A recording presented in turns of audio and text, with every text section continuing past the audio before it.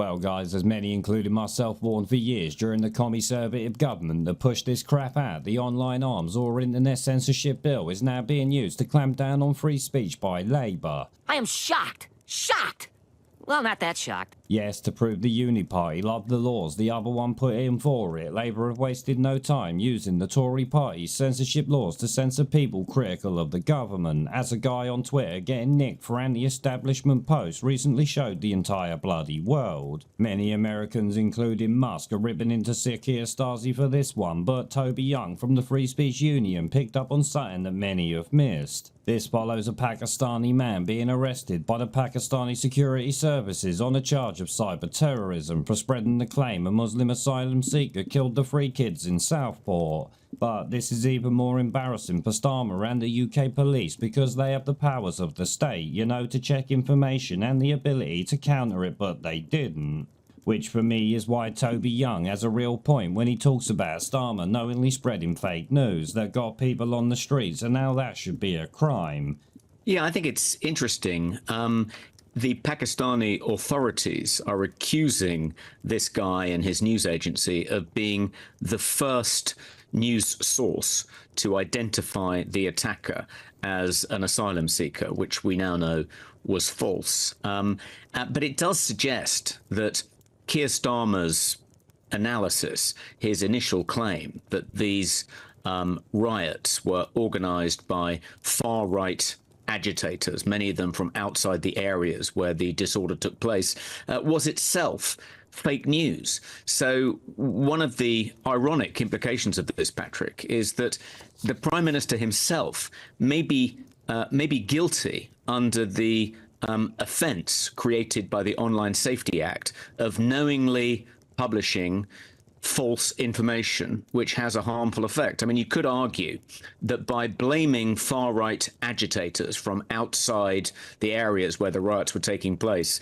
Keir Starmer effectively encouraged counter-protesters, Muslim counter-protesters for the most part, to form mobs, to police areas, to identify and attack people they thought were far-right agitators from outside their area. So you could argue that Keir Starmer's misinformation regarding who was behind the riots contributed to a harmful outcome, and he could therefore be guilty of an offence under the Online Harms Act. Now, obviously, nothing will actually come from this when it comes to Starmer getting nicked for spreading fake news, but to me, it seems like Toby Young might well have a point here.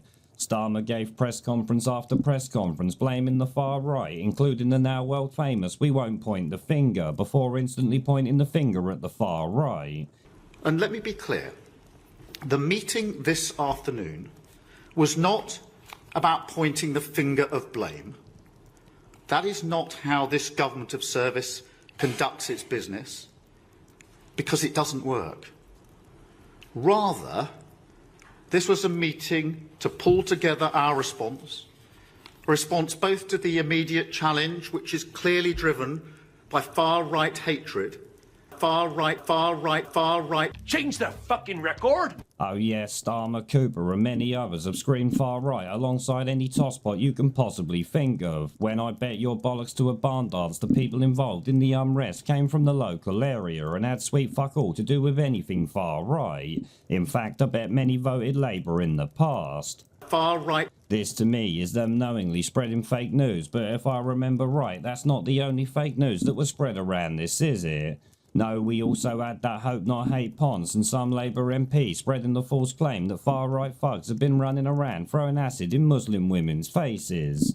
This was obviously bollocks, since throwing acid in people's faces is not really a far-right thing to do, is it? But that got people out onto the streets and increased the likelihood of violence. In fact, I bet it was posts like that which spurred on the so-called community leaders in Birmingham to arrange hundreds of Muslim men to protect their area from the imaginary far-right march that didn't bloody happen. So, as Toby Young said about Starmer, you could say left-wing media, government and NGO tosspots have also spread fake news that then incited people to go onto the streets and take part in violent unrest.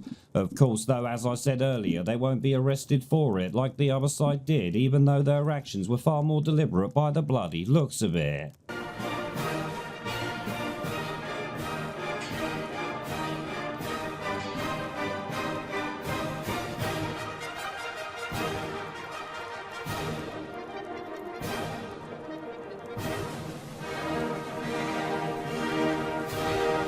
pandemic. We're off!